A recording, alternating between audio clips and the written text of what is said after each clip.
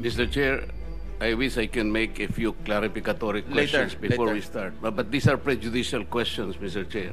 Later. Let's hear first from the principal witness this morning. No, but these are prejudicial questions, Okay, Mr. go ahead, Chair. go ahead, go ahead. Foremost to my mind, Mr. Chair, is the integrity, the impartiality, and the objectivity of the proceedings of this committee. Mr. Chair, you were interviewed on Billionario Channel by Ms. Pinky Webb. Basahin ko po, sabi niya, Senator Ping, para sa inyo, sino ba ang sabihin natin worth it or dapat na ikonsidera na state witness na ipasok man lang dito sa Witness Protection Program? And you responded, at this point between Diskaya and Bryce Hernandez, Mr. Chair, question is, does the chairman has the prerogative or the right to make judgment? No. That's my perspective, no? That's my personal opinion outside of the hearing or outside of this hall. So don't question my opinion. That I am is not my questioning opinion. your opinion, Mr. Chair, but you are the Let's not chairman quarrel of this here. committee. Anyway, let's proceed with the You are not testimony of- interested in the prejudicial question that I am going to raise, Mr. Chair? Go ahead, you raise your Kaya nga sinasabi ko sa inyo eh, You're an questioning my investigator, opinion. we are investigating. Away kagad tayo rito. Mr. Chair, we are still in the Hearing is suspended. investigating.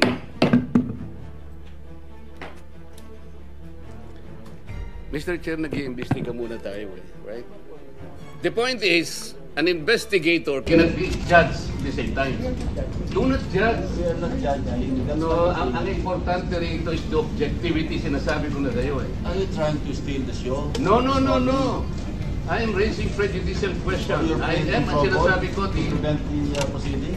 Mr. Chair, sinabi ko na sa iyo, the interest of this committee is the impartiality, the objectivity. Sana huwag kayong magbibigay ng opinion. Why did you choose, for example, Bryce over to this guy? That's my opinion. You cannot question my opinion. Outside of this hall, you cannot question my opinion. You also express your I opinion. am questioning your opinion because you are the chairman of this committee, Mr. Chair. What's your Ang mangyayari nito, so, mas credible si Bryce kesa Diskaya. Bakit ganon? Why are we trying to prejudge this? Hindi, Mr. President, we are still in the process of investigation. If we are in the process of investigation, Why are you then so we should not protective judge. to this guy? Why are you so protective? I am not protecting them. Mabuti sinabi mo yan, Mr. Chair. Pwede ba nating i-record ito? Palagi niyong sinasabi, I am protective of the Diskayas. When I was chairman of this committee, sinabi ko na sa inyo, the only remedy provided under the law is for them to apply if they qualify under the process of Witness Protection Program. That's all what I did. Session is resumed. Session is resumed. I will register my continuing objection, Mr. Chair. I will question the objectivity of these proceedings if you will not allow me raise these points. Maybe in the plenary this afternoon I will raise it. Go ahead. Mr. Alcantara, you proceed with your statement. Your Honor, okay lang po bang makapagbigay ako ng opening statement ko po? Ano ba gagawin natin dito? Ipag-proceed kayo without giving hearing me out? Magandang umaga po sa inyo lahat. Tinatanggap ko po na ako po ay Hindi nga pwede nga maya because the objectivity is already being compromised. upang maproteksyonan ang konstitusyon na aking nalagsunod ng tatlong taon. Subalit nitong mga lamang araw, ako po ay nakapag-isip-isip ng tumulong na lamang po sa investigasyon na ito para po sa bayan. Narito po ako sa harapan niyo ngayon upang Mr. Chair, I wish I can make a few clarificatory questions before we start. But these are prejudicial questions, Mr. Chair. Later. Let's hear first from the principal witness this morning. No, but these are prejudicial questions, Okay, Mr. go Chair. ahead, go ahead. Foremost to my mind, Mr. Chair, is the integrity, the impartiality, and the objectivity of the proceedings of this committee. Mr. Chair, you were interviewed on Billionario Channel by Ms. Pinky Webb. Basahin ko po, sabi niya, Senator Ping, para sa inyo, sino ba ang sabihin natin worth it or dapat na ikonsidera na state witness na ipasok man lang dito sa Witness Protection Program? And you responded, at this point between Diskaya and Bryce Hernandez, Mr. Chair, question is, does the chairman has the prerogative or the right to make judgment? No. That's my perspective, no? That's my personal opinion outside of the hearing or outside of this hall. So don't question my opinion.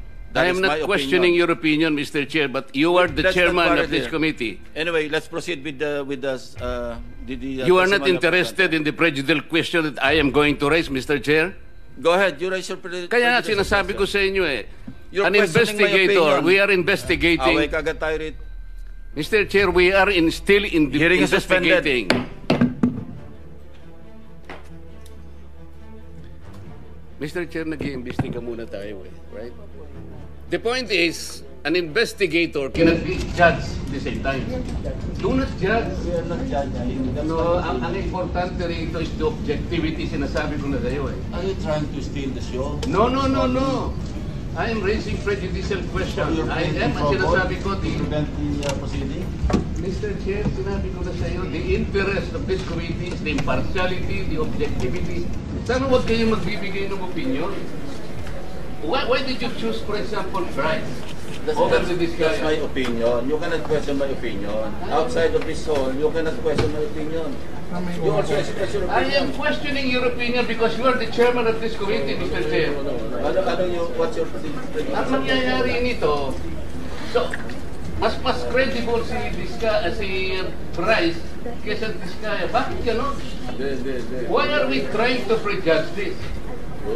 Hindi, Mr. President, we are still in the process of investigation. If we are in the process of investigation, Why are you then so we should not protective judge. of the Discayas? Why are you so protective? I am not protecting them. Mabuti sinabi mo yan, Mr. Chair. Pwede ba natin i-record ito? Palagi niyong sinasabi, I am protective of the Discayas. When I was chairman of this committee, sinabi ko na sa inyo, the only remedy provided under the law is for them to apply if they qualify under the process of witness protection program. That's all what I did. Session is resumed. Session is resumed. I will register my continuing objection, Mr. Chair. I will question the objectivity of these proceedings if you will not allow me raise these points. Maybe in the plenary this afternoon I will raise it. Go ahead. Mr. Alcantara, you proceed with your statement. Your Honor, okay lang po bang makapagbili ako ng opening statement ko po? Proceed. Ano ba gagawin natin dito? Ipag-proceed kayo without hearing me out? Magandang umaga po sa inyo lahat. Tinatanggap ko po na ako po ay Hindi nga pwede na mangyari because the objectivity is already being compromised. upang maproteksyonan ang konstitusyon na aking nalusunod ng 30 taon. Subalit itong mga nakang araw, ako po ay nakapag-isip-isip ang tumulong na lamang po sa investigasyon na ito para po sa bayan. Narito po ako sa harapan niyo ngayon upang tumulong